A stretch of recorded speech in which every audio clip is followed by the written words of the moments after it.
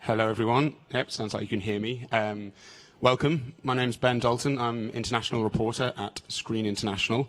We're delighted to have you here today. I've got some good news and some bad news. The good news is there's only 2 days left of the marché. You're almost there. You're almost finished.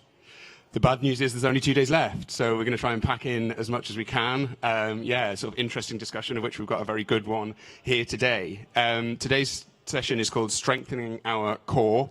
Industry core, conversation between sales and festivals. We're very, very lucky to have 4 highly esteemed panelists with us here. So starting on straight away on my left, I've got Eva Bojanowska from Polish sales company New Europe Film Sales. After Eva, we have Anaïs Emery, General Director and Artistic Director of the Geneva International Film Festival and Geneva Digital Market. After Anaïs, we have Grégoire Greyselin from French sales company Kinology. And then last but certainly not least, we have Alexis Runcosa, Artistic Director of the Luxembourg Film Festival. Just to say, this is a discussion, this is not a speech. We're very, very keen for you to get involved. So there will be a QR code placed on the screen. It's just at the bottom there. And on any of the slides, you can scan that QR code. It takes you to Votemo, which is an app where you can post questions, comments, and they will magically come through to my device here, and we can put them to the panelists. Yeah, we're talking about the relationship between sales and festivals, and there is a new document that is coming soon that will be a big part of that, we hope. So I'm going to start with Alexis. Can you tell us what this document is and, how this started? So thank you, Ben. So if we had to date it, it's something like 2017 or 2018 around this place. So we had discussions and meetings like randomly when I was in Marrakesh, lovely one, where we realized that there's sometimes some misunderstanding between sales and festival, and plus we know that some people play by the rules, some others, and so we realized also that there was no real definition about the job and the partnership between those 2 essential elements of the film industry. So at the time we started ourselves, Luxembourg and Galway, to work on a film festival federation. We met Europa International, which is like a very structured and very efficient organization of sales. So we said, what if we have a conversation together and we produce something just to define what could be like the common denominator between sales and festival in a matter of relationship and workship flow. Okay, and has there been something like this before to sort of show this relationship? Is this the first document of its kind that you're making here? I think we've both been investigating around, and the very surprising fact is that we found nothing of this kind, like even such thing like defining what is a festival, what is a sales, what is the role of a sale, and so it's probably a good idea because we never find something of this aspect anyhow. So. Thank you. And so, Eva, you were on this as well from an early stage. Can you tell me about the use of this from your side as a sales agent and how, you came to start working on this document? Yeah, sure. So Europe is part of Europa International. So we started these meetings where festival managers from different companies within Europa International, we started meeting and discussing, what our problems are with festivals, what could be improved and how the communication could be improved. And we invited some festivals as well to those meetings. So we realized that actually a lot of the problems that we have on both sides actually could be very easily solved just with communication, and that a lot of the things we just never had a chance to discuss because, we talk about films a lot, we talk about the programs a lot, we talk about our catalogs, festivals talk about their programs, but we usually when we meet for like a shorter period of time, we don't have time to go into, the details of what could be, an improvement on either of the sides. So we realized that this is an opportunity for us to make the job easier on both sides, actually. That's certainly something everyone would be in favor of. And then, Anaïs, I understand you joined the project a little bit later. Can you tell me, sort of what stage it was at and what you're sort of bringing to it, with your festival director hat on?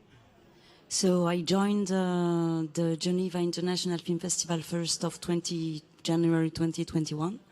And the work on the document was already in process.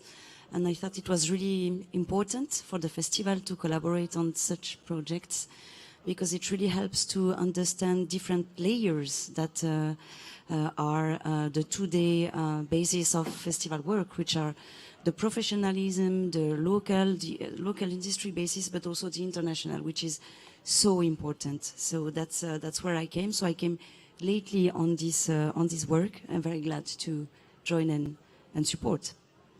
Sure. And Grégoire, for you, coming from a sales company, how useful could this be to sort of have a document like this? And you've had a chance to look through it. Yeah, what are your sort of hopes and expectations for this document? For me, for us, the document is a way to improve, to put some definitions with festivals and the festival programmers we are working with on a daily basis, because we are dealing, Ewa and I, with tons of many requests and festival programmers. So that document, yeah, is to put some definition and to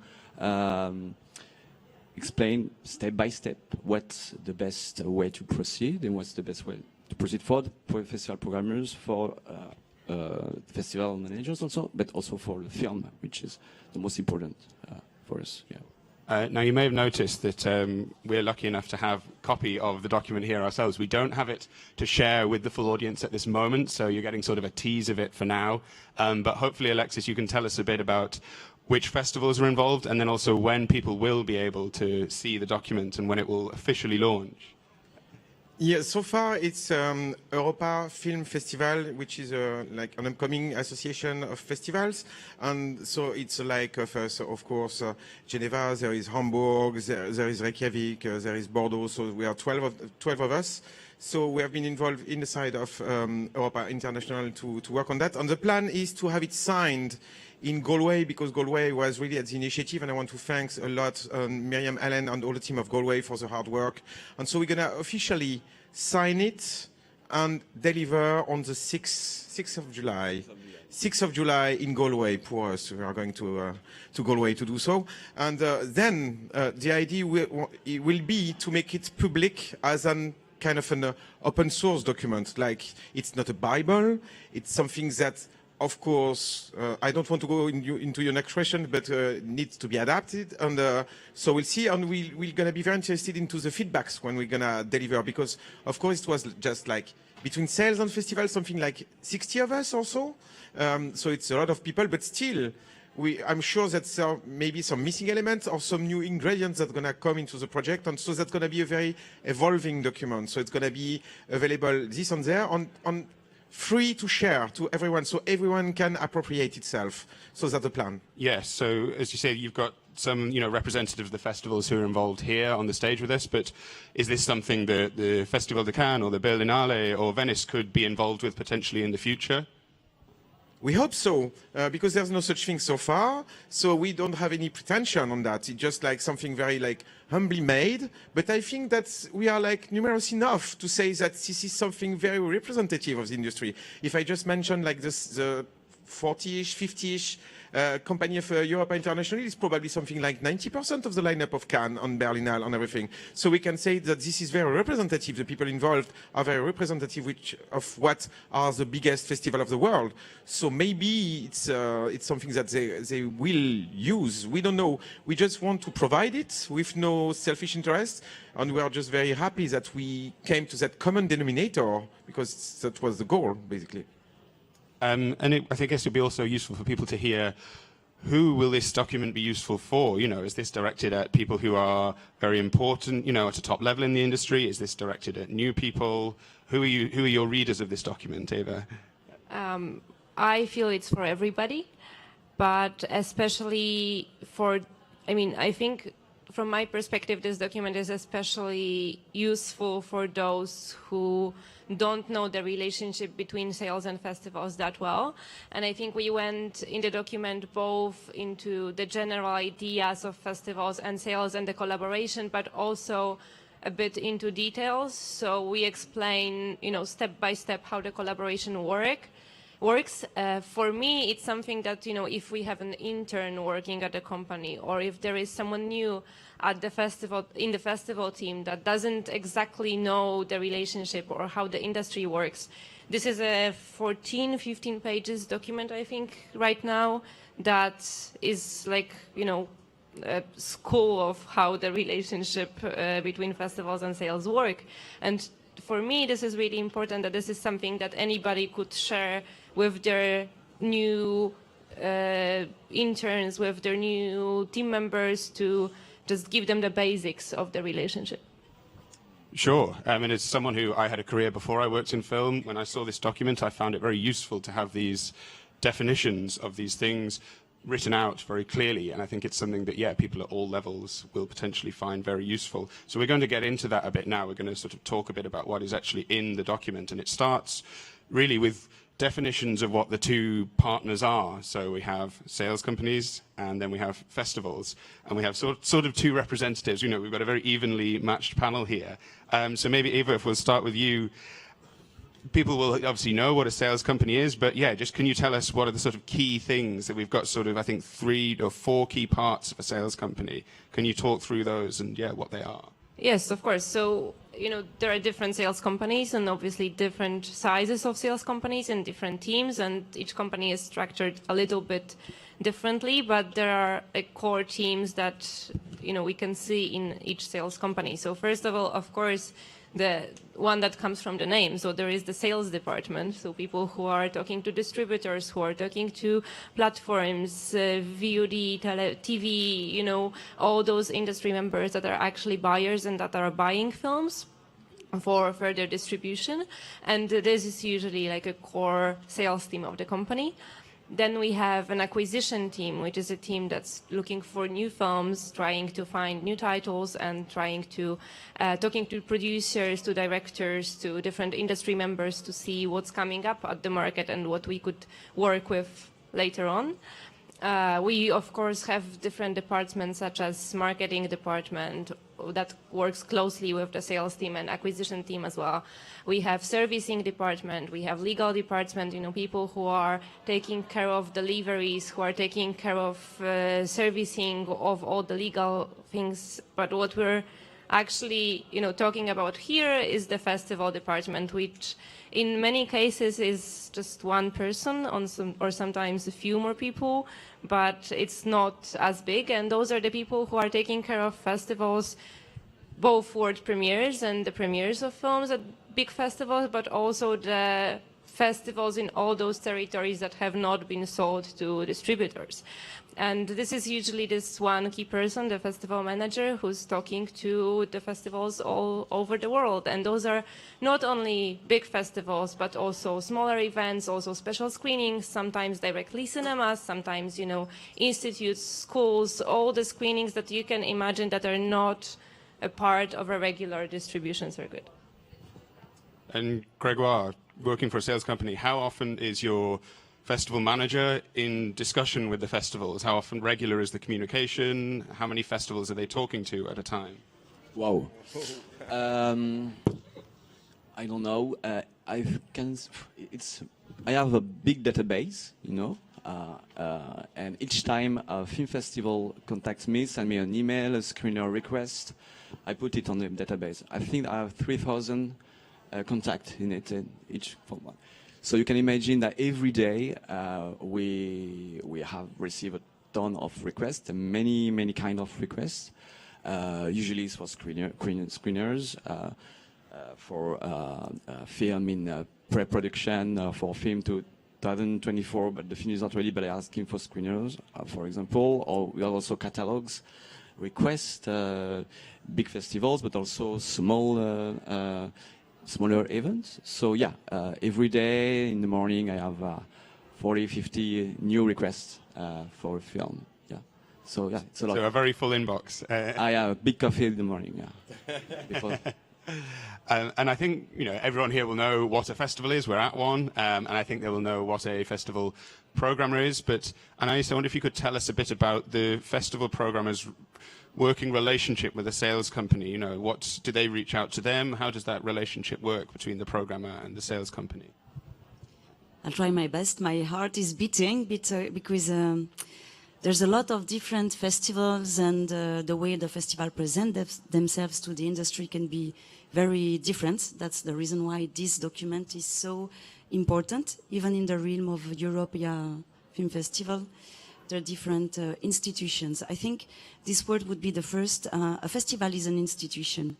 It is dealt with in order to come back every year on several days and to be sustainable. This is the first thing that makes a real festival. And then a festival is relevant. I mean, it has an editorial line that makes sense locally and internationally, enough to be able to promote the films. And that's where you get in touch with the sales. You, as a programmer, scout the films. You must be able to scout the best film for your program. They must, match the boxes, and it should be a success for yourself. I mean, in the program, but also should be a success for your partners. And the film must get there through a very long process of booking, of sharing material, of promotion, and this is where also the work gets really like a profession, not just picking films and the film you like, but this is where the whole set of rules and regulation begins to be very important. And then some festivals are competitive, those are not, and this can be sometimes with the sales another discussion between the sections, and also what is your policy with the talents and so on.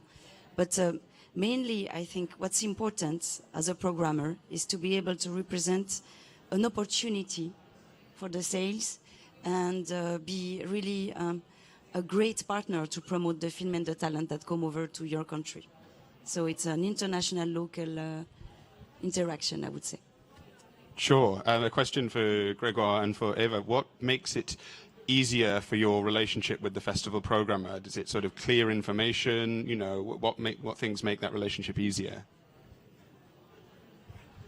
I mean, for sure, it's clear information, but it's also the fact that we keep in touch and we talk to each other and we share, we exchange, we talk about films. I mean, for me, it's always nice when I know someone and I can talk about cinema, and I can also know what kind of needs they and their audiences have to, be able to discuss things that to me feel like a match for films and for festivals.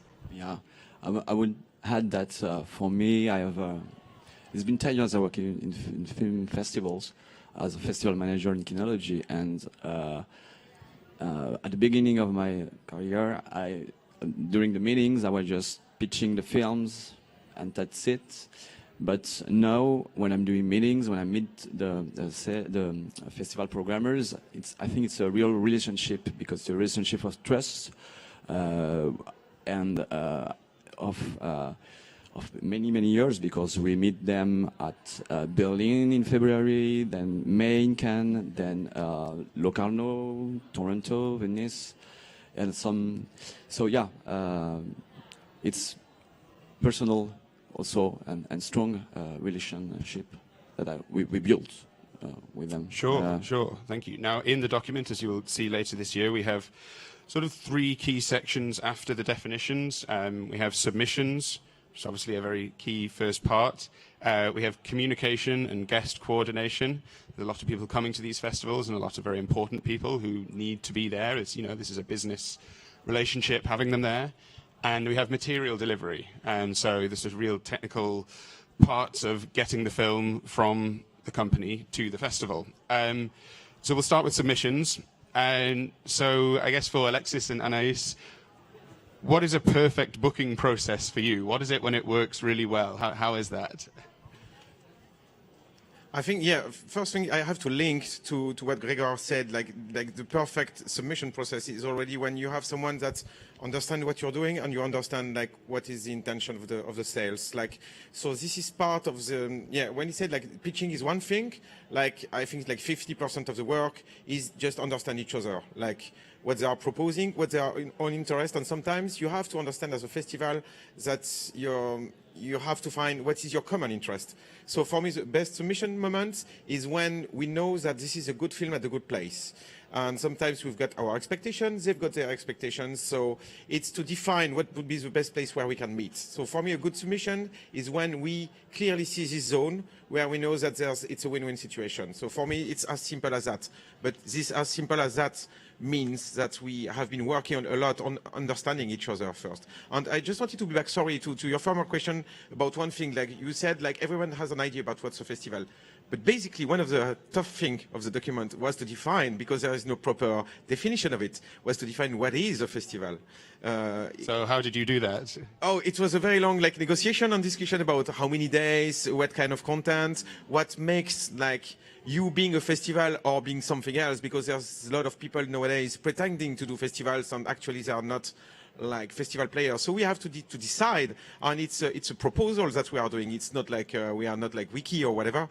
So we made that work of that, and I think that was very important to do that before defining this zone where with sales we can meet. So clarify this zone for us was like really something essential for as part of our partnership. So. Yeah. Sure, thank you for that. And then Anais, without needing to name any names or particular films or sales companies, unless you want to, what are some things that make it difficult in the submissions process for you as as a festival director? What are some issues that come up sometimes? Well, I will try to take the positive side. I think for me, when it's good, when the situation is good, is when all the little details, technical details you were naming before, delivery, share of marketing material and so on, are cleared. When the situation is clear and you can think with your partner about what is the best timing in your festival to present the film, what is the best date, and what is all the common efforts you can make to make it successful, which means to have a lot of people in the cinema. When you lose time over print, traffic, DCP, delivery, and so on, that's such a shame, because this is also one of the great benefit of this document. It can help to make the work worthy in spending the time upon what's really useful and helpful for the film. Sure, and as regards submissions, it's not just a film that you need, it's not just a case of pressing a button and sending off a file. There are other materials. Alexis, maybe you can tell us about some of these. So we have copy, we have conditions. What are some of the other parts of the submission that need to be received by the festival? So it's tough for me because as an artistic director, there is someone taking care of the print traffic, so there's someone handling it, so I'm very comfortable with that.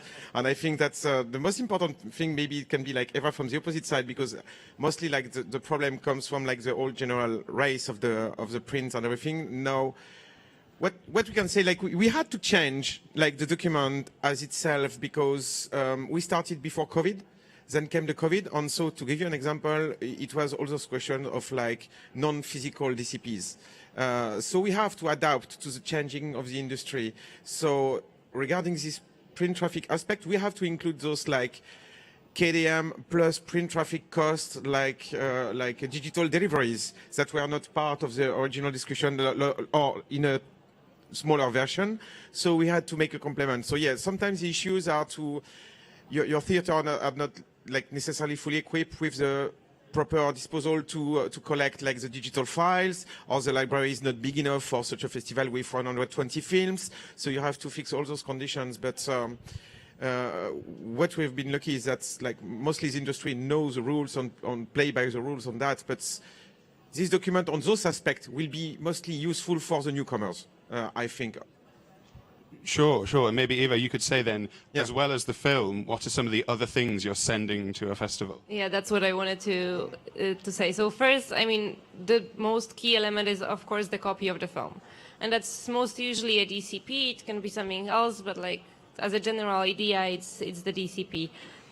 Otherwise, I mean, it really depends on the festival, because there are festivals that just need basic elements, and those basic elements are usually the same. So it's the poster, a couple of stills, a trailer, and a document with all the information. So we, for example, we have a press kit where we have all the information. We have a short interview with the director. We have the biographies. We have all the technical details that later on go into the festival catalog.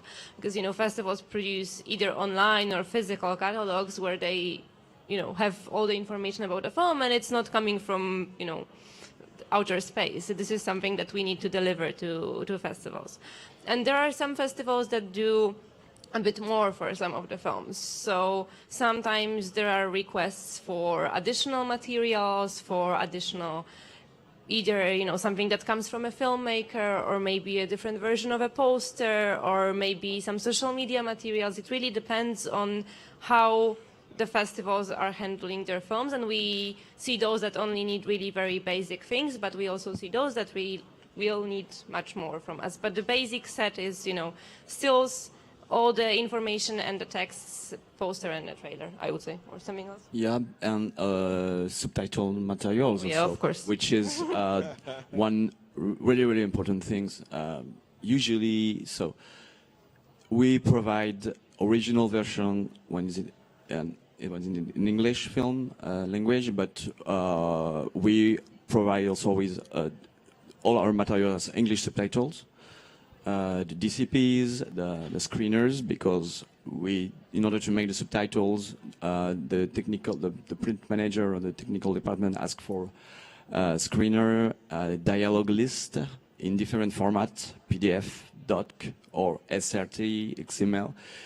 And sometimes I have some film in my lineup that I don't have those elements, so it's pretty complicated. But yes, the subtitles, there is a point with the subtitle also with the sometimes festivals, most of the festivals are doing electronic subtitles, for example, so a screen under the screen. But sometimes some festivals are asking me to let them open the DCP and to integrate their own subtitles, which is a conversation, and so this is a big part in this in the book. But yes. Sure, and there's also the mention in this document of conditions. How long do those negotiations usually take? You know, and are there sort of problems that come up regularly that, you know, would be good to sort of mention in the document? Is it a long process? It depends who you're working with, and depends on sometimes of like if you've got like some very fresh films that hasn't been released yet, it's more complicated. But I think subtitles is probably one of the big things right now, because there is some right issues, some intellectual properties issues, and some version for us in Luxembourg, for example, sometimes we need like 3 kind of subtitles, like which are like French, English, German. So it's even trickier to when you have several versions. And so when you go into a DKDM, for example, to open a DCP, you have to have a very strong relationship and trust between sales and festivals. So this is some things that can be in a common denominator in such document, but we're working on that. But sometimes it takes a lot of time, and the freshest is a film, the longer it takes. That's a paradox, I think, from the industry. Like, so if you've got a film that has been rotating a lot, you can expect to get the subtitles from some others, like festivals. So yeah, and this is a good thing. I think like what we love, it's not like something very mechanic, and we still have this human aspect among us, and this is what makes it like complicated but fascinating. And this is what I think we need even more, this document, to fix the basis of this like extra negotiation about things that are not in the document. I think that's a good thing for people to know, to reinforce that point, that if you're talking about world premieres, and we'll get to them shortly, but if you're talking about a newer film, and maybe even the bigger the scale of the film, this will take longer. So don't leave until you know the last minute and just think, oh, I can do this in 1 month, or no, it will take more time the bigger the scale of the film and the premiere status. Yeah, Eva, was there something? I think it's also, again, about communication, and I think there is a lot of those, conditions that we talk about, that we agree on, that are important to mention in terms of, this is something that we actually need to know on both sides. So we talk about, the number of screenings, how big those screenings are, whether they would be online or offline. Sometimes we discuss dates, sometimes we discuss guests, the, financial conditions. All that elements have to be clear and discussed like between the sales company and the festival. Absolutely. And okay, so you've done your submission. Now, Anais, you have a submission maybe from a film, a New Europe film or a Kinology film, and it's an excellent film, obviously. And then you decide to take it. So we get to the invitation stage. What does that involve from the festival to, yes, what kind of communication is that and who does that? So programming teams, there are several type of jobs within. And obviously with the invitation, I think it's really important to be clear about the sections, the deadline of the festival, the needs in terms of material, and if you are ready to invite the talent or not. And of course comes the negotiation about the fees.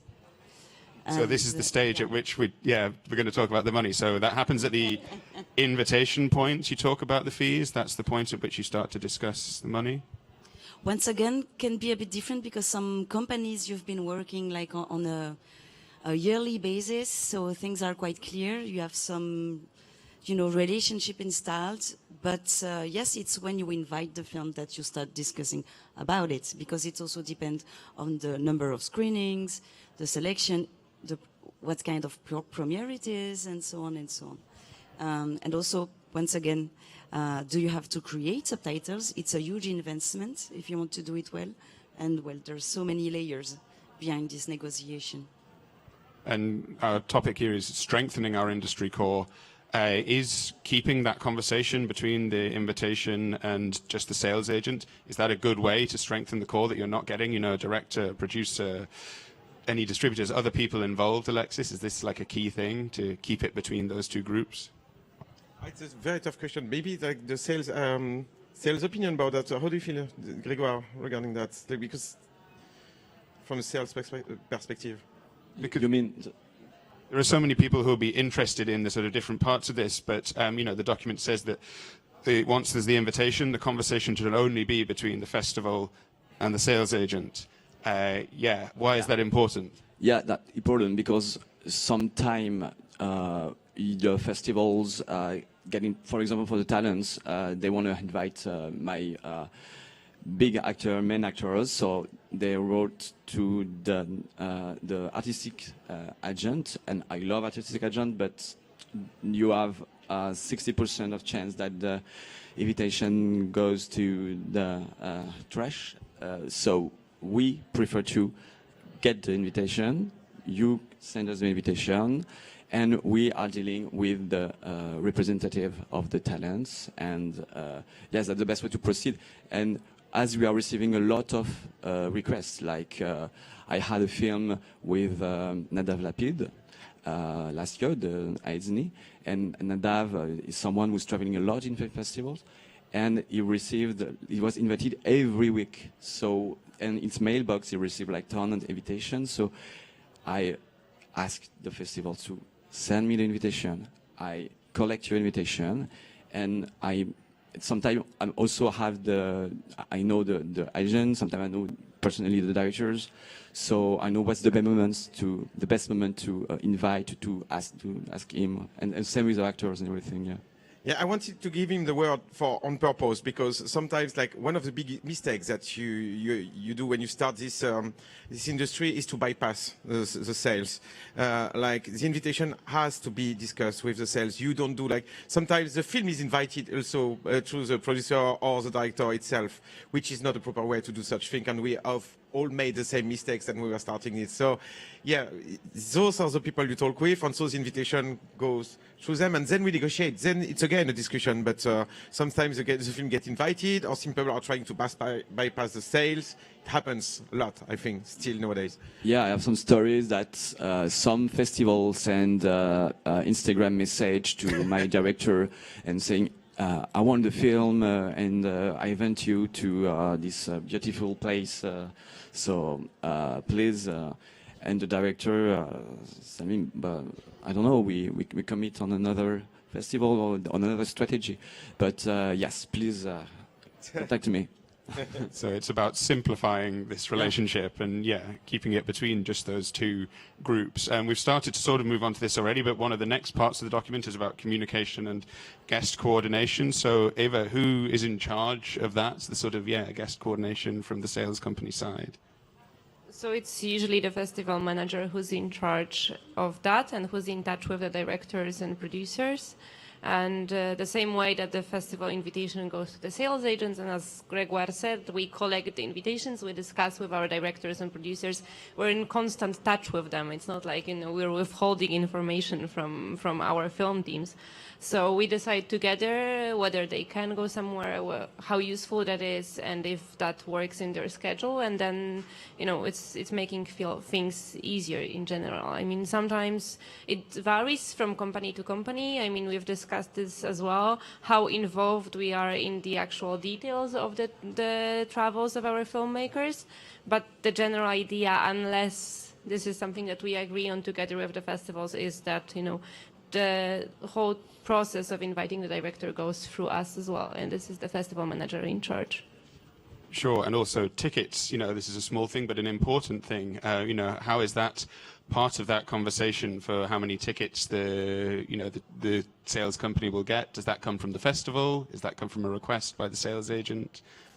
Yeah, that's a big part of the negotiation as part of the screening fees, because we all have some very different situations as part of festivals. So some festival like here, basically there's a few ticketing, but it's more to pros and everything.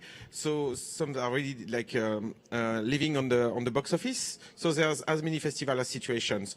So again, it's back to human relationship and about clarifying what's the best benefit from all of us. So on this, we just fix it the basis of the ticketing regulations, but we can clarify or give a number like screening fees, because this is a non-said rules in this document. There is no price list, because there's not one single same situation. So we have, for the ticketing as well as the screening fee, have to adapt and to negotiate all together on finding the best win-win scenario.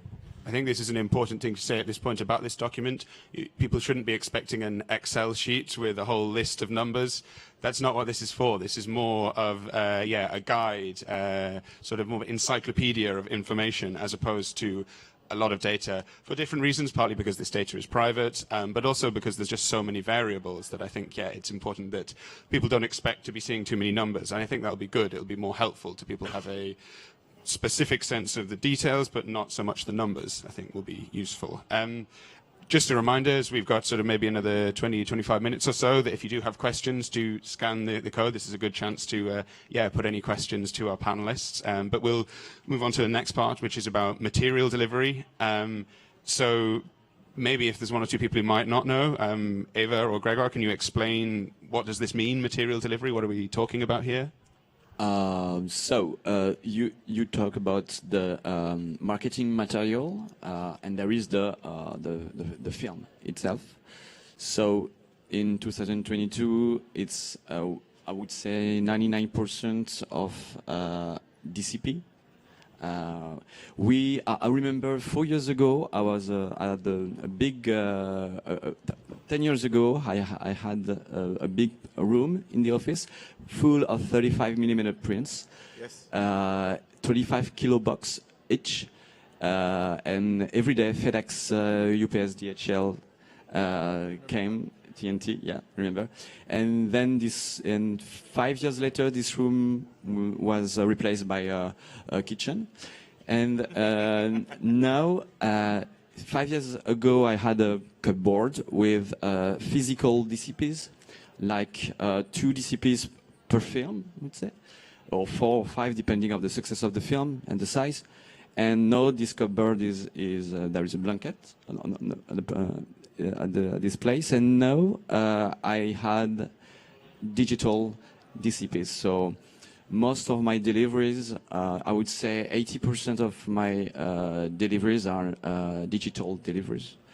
I working personally, maybe I'm working with a platform where I load my DCPs. I have all my DCPs in the server, and this platform I can access it 24 hours a day and 7 days a week. And it's 2 clicks to send the DCP to the festivals. So yeah, from 35 millimeters to 2 click. This is sort of part of a bigger conversation about digital against physical, but Alexis, do you prefer having sort of more digital now? We're moving in that direction so much, or is that what you're seeing? Do you still get, an amount of physical submission? I think we are all nostalgic of the good old 35 millimeter, but it was so many issues with, like, if you had a bad copy, you had a bad copy. Then nowadays we can still hope for like a new version if we've got like a digital crash. To make it clear, like when we started the festival, for us it was like 2011. Until it was really that fast, like we had like 90% of 35. In 1 year after, it was 50%, and then it came to 10%, like all in 3 years. And now, yeah, we get used to it, and we know that there's some security issues, so we are all very concerned. So it makes things easy. But then you have to adapt to the relationship you have with your theaters, because the theaters has to be like fully equipped and properly equipped to handle that. And so it created new positions as like a difficult digital print manager and everything. So it's a big of change in the habit, and we all miss like the good old film.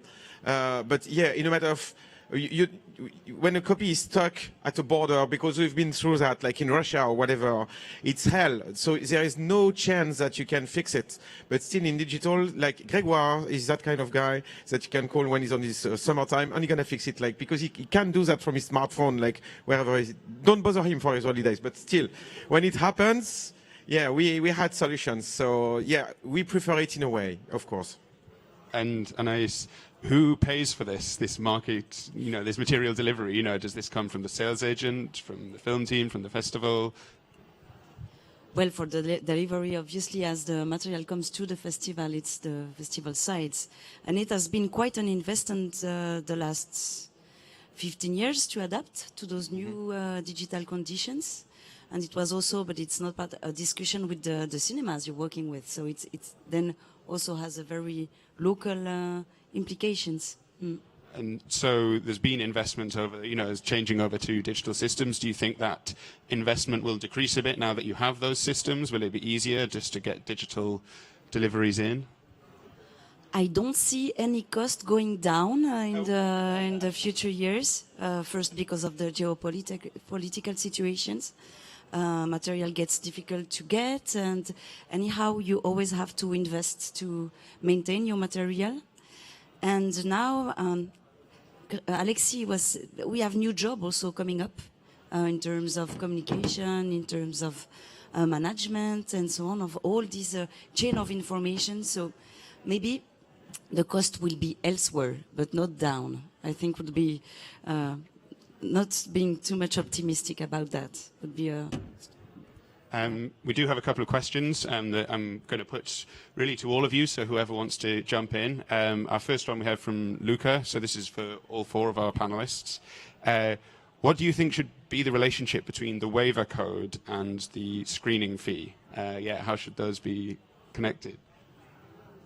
I'm afraid there's no proper answer on that, like about screening fee. It's really like a strong topic. Like we discussed a lot about should we include those discussions. It was a no-go.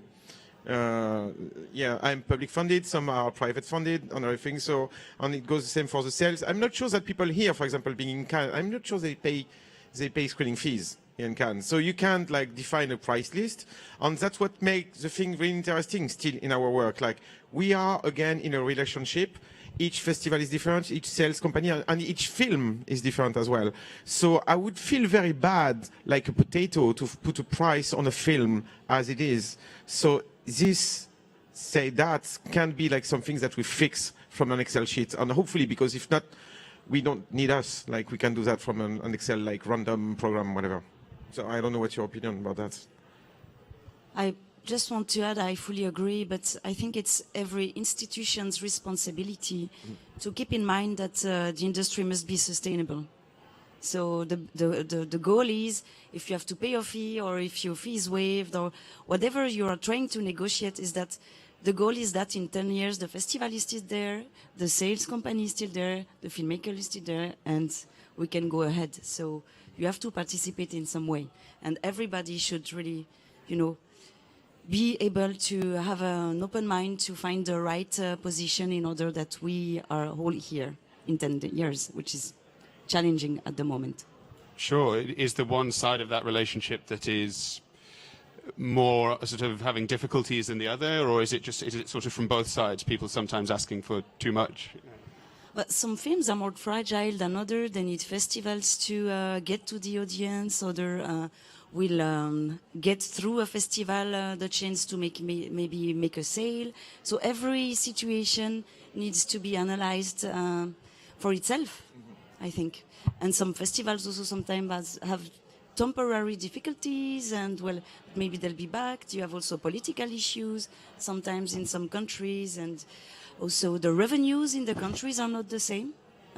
Switzerland and maybe, south of Europe or, I don't know, Cairo is not the same. All of these elements must be taken into account. Yeah, it was a very tough time in the past years for, of course, festivals, but also for sales, because they didn't get any revenue, because, it was like this lockdown and everything.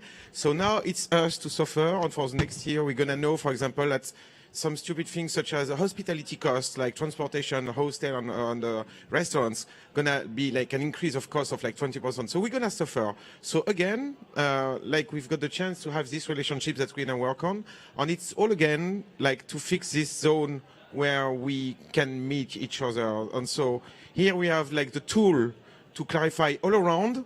So we just have to focus on this zone, which makes it, in my opinion, interesting. And also that it's not a one-side document. If the sales would have done that, we would have said, this is a dictator from the sales. If the festival would have done the same, that would have been the same. But then we came to a common agreement with like 60 of us. So I think that's a good tool to focus on this negotiation, and keep the rest, like all the troubles that we can avoid, aside.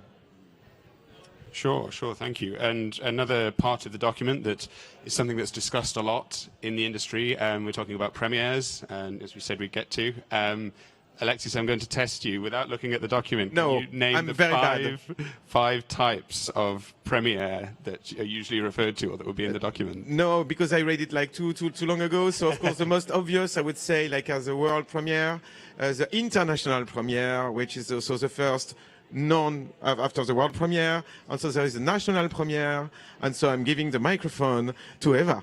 Yeah. So we have world premiere, international premiere, national premiere, and then sort of two other types. Continental, really. maybe. We have a regional premiere, and regional. then sort of what's known as a first screening. Eva, how important are these for a film, and is it becoming more important? Is it becoming less important? Which one a film is categorized as? It's very important. It's very important for us as sales, especially in terms of world or international premiere, because this is usually the moment where people see the film for the first time. And obviously there are, different films, and it varies from film to film. Sometimes we show films to certain industry members before, sometimes we don't show the film to anybody before the premiere. It really depends on the film and on the situation, but of course this is the moment where the first information about the film is out there, where there are first reviews, where there is press, when a lot of buyers hear about the film. We still live in an industry where the momentum of the premiere is really important. And I think this is something that we've been struggling a lot in the online world, was how to keep the momentum of the first screening and momentum of the premiere. So from our perspective, the world premieres and the first screenings of the film in general in the world are so important. I feel that for us, at least from my experience, the regional premieres and the next screenings, they are not as important as the world premiere itself. I think that for regional premieres or national premieres. I mean, outside of the country of origin, because there, national premiere is obviously a very important moment. But I think it's much more important for festivals for different reasons to have a premiere in a certain region or in a certain country than it is from our perspective as sales. Gregoire, I just was interested to know, after the world premiere, how important is it for you to be tracking these different types? So once a film has had the world premiere, are you still sort of interested in representing as the international and then the national, or do you just really sort of focus on the world?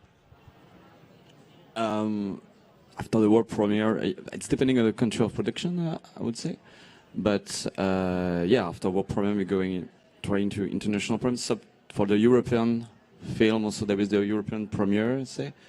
It's depending really on the film and on the strategy we choose for it. Yeah. Sure, thank you. And from the festival side, Anais, when you're programming, do you set out with a set percentage that is going to be, this much needs to be world premiere, this much needs to be international premiere, and do you communicate that with the sales agents? So yes, festivals are platforms, and it's about premiering film. So it's really important that the set of premieres are clear, and when we discuss with the sales, we are talking about the same elements.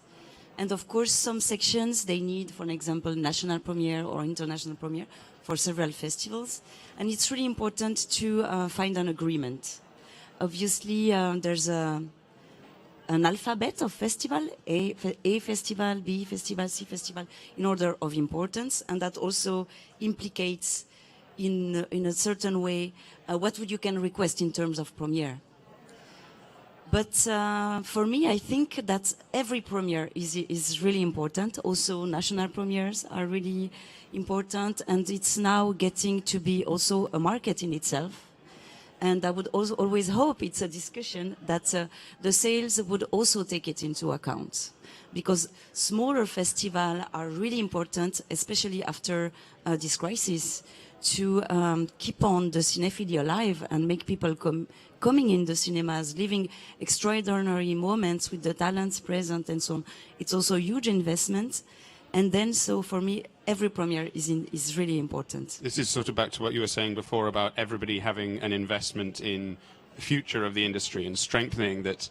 It needs everybody to, we all get very excited about a world premiere, and that's great, but it needs people to continue the interest beyond just that moment. I think there's a real need for cooperation. And this is also what's great about the initiative that was taken by those persons present there. It's like the sales and the festival trying to make some light upon something which is complicated, sometimes controversial, but it needs to be done if we want to keep this industry lively and to bring a future which is sustainable and dynamic.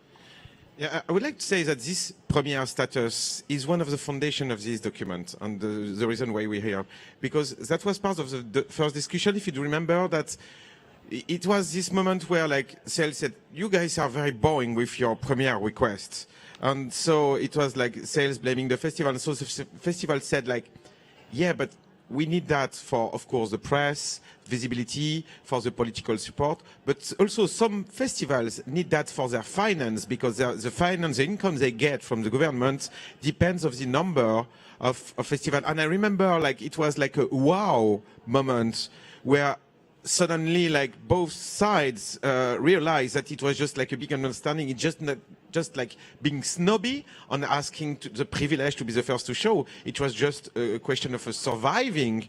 So that's one of like this very specific element, one of the reasons where we decided to go into this document. That's fascinating.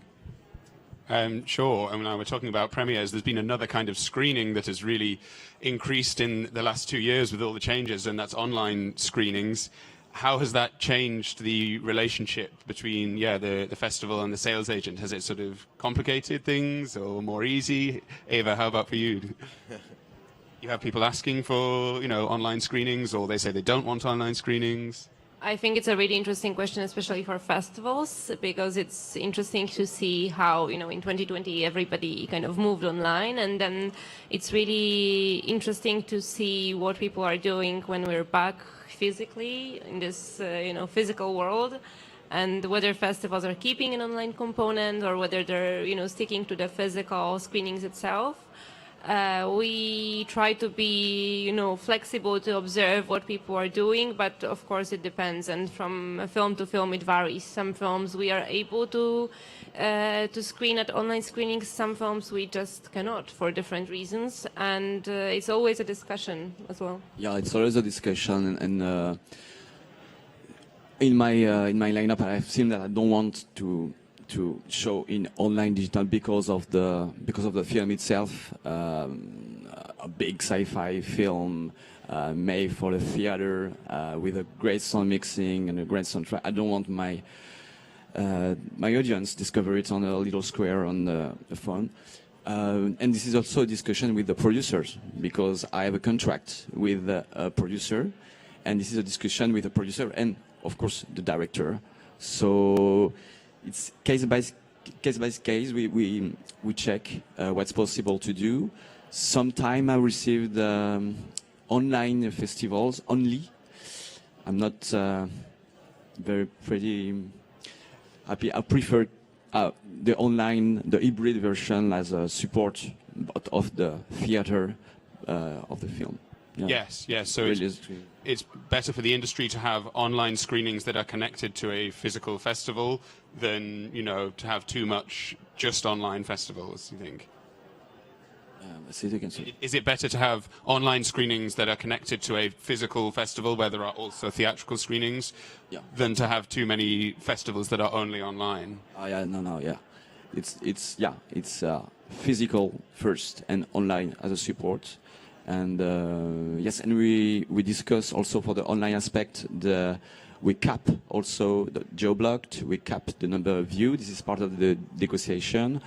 For me, I don't know for you, Ewa, but for me, one view, is one tickets, and sometime the online screening, the capacity of the online screening, it's like the capacity of a screening room, so it's sometimes, depending on the festival size, of course, but 200 views max, or maybe 300 views max, and yes.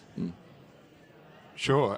We've talked through several of the bits in the document, so we'll just have a few things to finish off. First of all, we'll go to our questions again. We have a question from Pedro, and I'll maybe start with Alexis and Eva on this one. Were festivals and agencies based outside of Europe consulted in the discussions for the guide?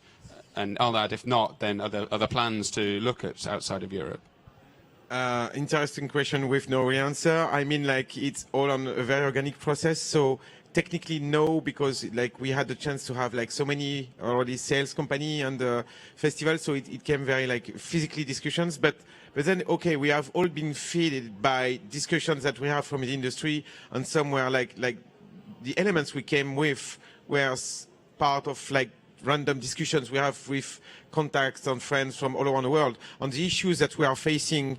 I'm not sure that it's on the European scale that you experience the most trouble in the film industry. So I think some of elements that are here right now are based on experience with festivals from all over the place, and not only. We know that there are some specific places where people are known to try to not play by the rules. So I think it's a worldwide context that we've been used to all come with, but yet they were not physically involved in the process, because it was it is at discussions between Europa Film Festival and Europa International. But we all came with our background from a worldwide experience. And also, we as sales agents, we work with festivals all over the world, not only in Europe. And the festivals that have been, involved, they work with sales not only from Europe, but also from all over the world. And to be honest, I don't see that much differences in the relationship between sales and festivals in Europe and outside of Europe. I think that this document is broad enough and, enough of a guideline to be something that we could share not only with people in Europe, but all over the world. Sure, sure. And looking ahead, we're going to have this excellent document, which, as we say, will be available in July, so look out for it. Is the document going to be enough? Does there need to be like a body, an organization who will sort of judge on these things, on the relationship between festivals and sales agents? Or is it best to keep it just with a document and then people can learn from that? It's an open answer to an open document. I mean, we're going to make it so first in so many places. We're going to discuss with Europa International, but I'm sure that they're going to be very happy to publish it. Then we're going to have it at europafilmfestival.eu, which is going to be our website. We're going to discuss with, of course, the Marché du Film and Cinando if they're interested in it. But then I think it's going to be, I know that it had a leak already. Like someone who had like the work in progress, had a new player and already shared it. So, okay, it's bad, but it's okay. Just means it's popular, it's interesting. Yeah, exactly. Yeah. So it's meant to be distributed. So we know that we need to adapt it. So we're going to have to date it. Like this is a version at this exact moment. But then it's going to be very open. So yeah, we're going to adapt it. But we don't have an organization like, we don't want to take on the responsibility, we as festival, to document, and I'm sure that the sales are in the same position. So maybe we're going to rediscuss and present a new version of it. But again, we're going to be very happy to collect feedbacks from the document and integrate the elements on that. So it's going to be like it is, very organically, and given to the world with no selfish interest. So that's really like a gift. Great. And just to finish off, a sort of a final question, going back to our title, is the relationship between festivals and sales still the core of the industry? And why is it still important now in this new world? Maybe, Anaïs, I'll start with you. You know, what is the importance of this relationship in the current world? I think with all what we went through, with the evolution of the audiovisual, the natural evolution of the audiovisual, but also the pandemics, this relationship can help to figure out the future challenge. And it needs to be good because we have a lot, as we noticed, a lot of issue to deal together. And this is why in this situation that we see will be now always changing for several years. We will not go back as something as steady as before. I mean, change will be permanent for quite some time, if I may. And so this relationship needs to be strong. And that's the reason why also this document is a good basis to develop that, because we want to premiere films, to make it, to bring into the attention of the audience, even if the use are changing, the tools are changing.